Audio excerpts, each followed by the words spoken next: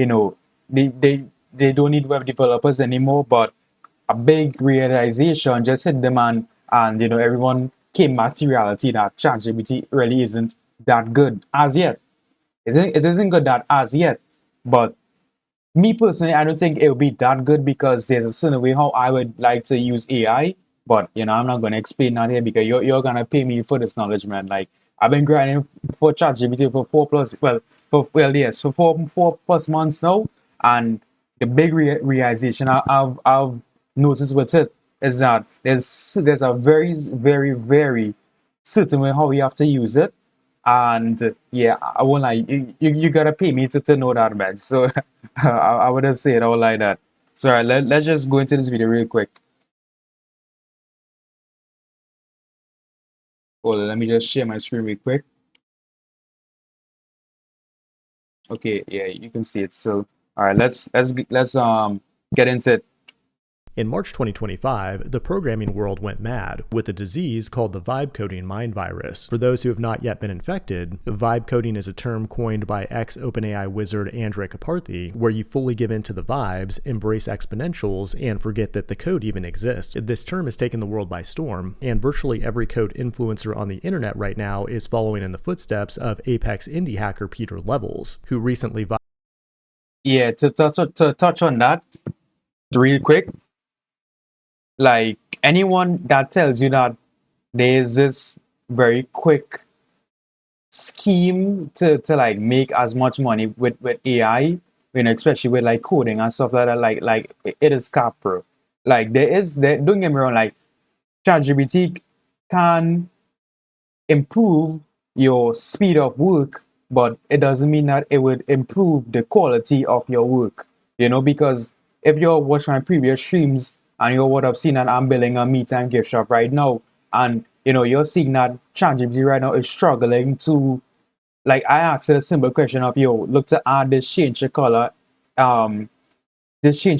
aspect to my website, and for some reason it's literally not doing it, and I'm telling it that, yo, do this, and it's literally struggling. So I said, like, anyone that tells you that there's some like quick get rich scheme with this, like, don't fall for it, please.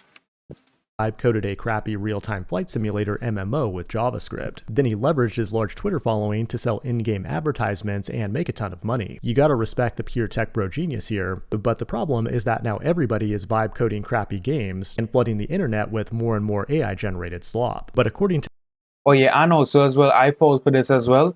You have to pay for it. That's not free though. Like some of you have to realize that you have to pay for that. Like I remember watching videos on Twitter about like creating like Minecraft and these kind of things here. But what you have to realize is that you have to actually pay to get the full version of what you're actually looking for here, or what you're seeing displayed to you on social media. So don't fall for everything, man.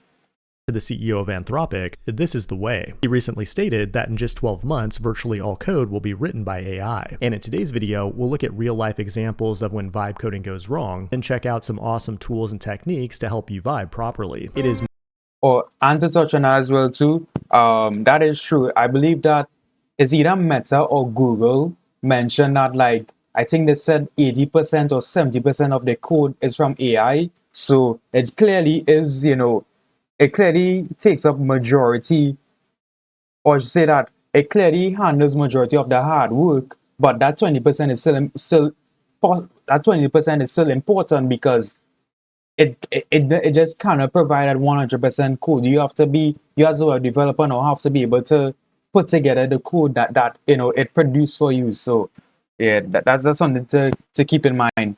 March 26, 2025, and you're watching the Code Report. The first thing you need to realize is that coding and programming are not the same. Coding is the skill of translating logic into instructions for a computer by writing code. An elite coder might be able to bang out 100 words per minute of perfect C code in Vim purely from memorized syntax, but large language models are making this skill obsolete. An 8-year-old prompter can now write code faster than a skilled professional with 20 years of experience. But programming is a far broader skill that's hard to describe. It's both an art and a science that requires ingenuity, creativity, and good instincts gained through experience. The best programmers often spend more time removing code than writing code, and if you don't understand the code you're vibing out like a true programmer, you won't get very far. Like this. So basically what he's saying there, to like keep it very simple is that yeah, a lot of people could code, right? But just because you can code something, that doesn't mean that you're actually a good programmer. So what he's saying that a programmer is someone that could actually build an application, whereas a coder is just someone who could, I mean, pretty much it's just ChatGPT, man. You could just type in into ChatGPT, well, you look, build this gift shop website code for me, and it will just go ahead and produce it. But that doesn't mean that you can call yourself a programmer, because you have to actually put that code into an application so it's functional. So that's pretty much what he's trying to say there. Poor guy on the internet vibe coded a SaaS product and even had paying customers, which is a huge achievement for an indie hacker. Upon learning about his success, the trolls of the internet came out and hacked it to pieces. Quote, random thing are happening, maxed out usage on API keys, people bypassing the subscription, creating random shit on DB. This is taking me longer than usual to figure out. Ultimately, the app was taken down permanently, and the guy had to beg for his job back at Popeyes. Sadly, there are many such cases, but when done properly, vibe coding can work. And I think it's only a matter of time before we see a billion-dollar business that runs entirely on vibes, which will likely be built with tools like V0 or Bolt, along with AI IDEs like Cursor and Windsurf. But if yeah. So to touch on what he mean by that is that there's some people that think that they can like just go into ChatGPT, and as I gave the example earlier, is that they're just typing in ChatGPT, well, yo, build this gift shop website for me, right? And they think, oh my gosh, like I got this code, guys. Look, I now can leave my job and now make millions upon millions of dollars, right? So it's like it doesn't work like that, man. Like anyone that falls for that, like I'm sorry, but you are incompetent. Like it's really not that good. ChatGPT is really not that good to help you, quit your job and think that you're some multi-billionaire all of a sudden. Like, no, bro, don't fall for that trap, but like like, bro, I've been in the trenches with ChatGPT for 4+ months now, and bro, trust me, man, it is, bro. You're hustling backwards, man. Like I'm gonna say it like that, bro. You're hustling backwards. Like isn't going to the results that you're trying to imagine in your mind is not going to happen, man. It's not going to be in reality. So if you choose to vibe max your code with tools like these, I would highly recommend following these 3 rules. Rule number 1, choose a popular, simple tech stack. Something like React, Express, Tailwind, Redis, and Dino should be ideal for web dev. The reality is that these LLMs are best at solving problems that people have already solved on places like GitHub, Stack Overflow, etc. And that means even though you hate React, trying to use that fancy new JavaScript framework is going to kill your vibes. Actually, screw that, my preferred choice is Svelte, but I've actually been getting really good vibe coding results with Vue.js and Nuxt, so this rule is breakable. Rule number 2, though, is not breakable, and that is to get good at Git. When AI takes control of your code, that means it also has the power to delete your working code, and when that happens, it's almost impossible to prompt it back into existence. Well, there is a way you can do it, and I mean, I've shown how to do it in in my previous videos. I mean, simply what you can do is just copy the code into a Microsoft Word document, so that Microsoft it will just save your code from there. You don't have to like use GitHub, because I'm be honest, I'm not that good at GitHub. I've never tried it out. Well, I shouldn't say I never tried it out. I did look at it. I did take a look at it, but I never really fancied it like that, because as I said, I like to make stuff simple for myself. I don't like to make things hard, right? So what I would do is that I would just copy the code that ChatGPT produced to me, and as long as it works and stuff like that, and I get the results I'm looking for, I just copy that code and put it into a Word document, and from there, well, I just copy the code and do something from there. Or if I'm being honest, man, bro, just Control Z, man, like you know what I mean, like just Control Z in your Visual Studio Code, man, and you get back the original code. So However, if you're disciplined and use version control, you would have stashed that good working code somewhere safe. In fact, you can use tools like Claude Code to vibe commit your code for you, or check out my full Git course if you want to learn it by hand. But the most important rule is rule number 3. Ask not what your AI can do for you, but what can you do for your AI. You're not a coder anymore, you're a product manager. And if you want to be a good one, you need to break down complex requirements into small steps. They should be highly specific and also provide the proper context to solve the problem, like recent documentation and images for UI design. It might sound like a vibe killer, but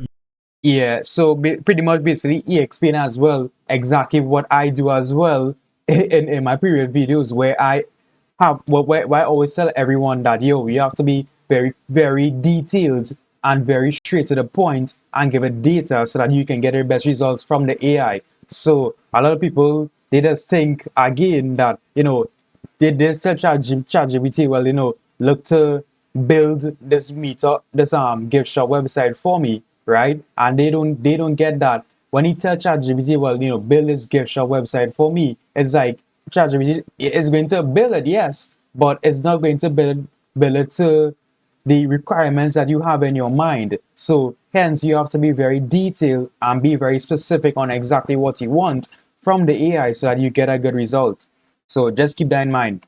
you don't want your LLM to get creative. You want it to be as deterministic as possible. As a developer who's highly skilled in building failed side projects, I've never felt more powerful. That being said, I think relying on vibes only is still a bad idea. Like the Levels flight simulator had all kinds of issues, and it likely would have failed miserably if it weren't for the developer's many years of experience as a foundation. But now that you know how to vibe code like a true professional, you also need to know how to write like a true professional. And the best tool to get you there is Grammarly, the sponsor of today's to know how to write like Yeah, waiting for the sponsors, brother. Yeah, they didn't sponsor me, so look, I ain't sponsoring. I mean, I'm not playing your video, but yeah, pretty much this was a good video here. I liked it a lot. I said it pretty much basically touched on things that I would have done in my previous streams before, and I would have explained it as well, where I said that you can just copy your code into a Word document, save it there. You can also be very detailed on what you want ChatGPT to understand so that you can get your best results. I literally explain all that in all my previous streams. So if it's your first time watching the stream here, well, welcome, like the video, share, subscribe. But also as well that this is what I've been preaching and trying to tell people that yo, look, like stop being Gen Z, man. Like, like you have to be detailed. Don't just be very vague and try and think that you will get a good result. Like, no, you're not going to. So, yeah, man, be as detailed as possible. So, all right. So now that video there is done, I don't know, my boy, Israel, do you have anything to say from this video or not?